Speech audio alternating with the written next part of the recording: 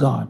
Not many Christians are able to pray in tongues for 6 hours straight, but they can watch something for 6 or 7 hours. I'm trying to tell you how much power some men's answers have over you in your daily life. You're born again, you're speaking in tongues. Perhaps even the guys who invented these things, you don't know. They don't even believe in your God. Maybe they were impressed and inspired by some other spirit, except the Spirit of God. Or that in the intention of giving answers to the world, Satan took advantage of these answers and created addictions to these things, that we are at a place where some of us, I've met people who cannot live without internet anymore. But it was a man's idea. I believe it was intended for good, but Satan took advantage. But I just want to tell you, I just want to show you just how much other men's creations are running your life without you knowing it. But every day you're waking up to this screen, and it entertains you.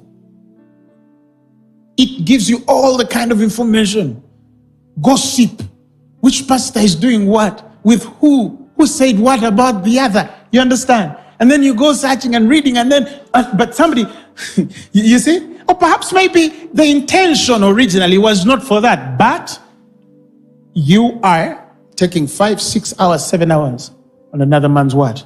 Creation. That is a lot of power to have over a human being. Because I know someone in Uganda who would either eat less of the food they should eat, or will even abandon a meal somewhere to buy data, to buy internet. Of course, those of you who are in the US or probably Europe, you don't understand that, because for you, internet or data is this thing. It's free, or perhaps it's so cheap, but in some parts of the world, internet is expensive. And I've seen people say, I'm going to forego my lunch or my breakfast so I can buy enough GBs. Are you hearing me? And then the guy sits on the thing, and then he watches, and he's consumed, even sleeps and even wakes up. And then he says, oh, what did I miss? And then he continues. And that's so much power. That's so much power for a person to have over you. Somebody shout fire. You know what you just did? You're casting out anything that is taking your time, and it shouldn't. Why? Because instead of creating for men, you're being consumed by their creations. Instead of dreaming for them, you're being consumed by their dreams. And it's okay if it's adding to you, but it's another if it's just taking away from you. It's okay if those 6 hours connect you to go deeper. But it's another when they just entertain you and bore your brain to sleep for the next day, and those 6 or 7 hours have been killed for your next day. Men are creating things at a speed that we cannot calculate.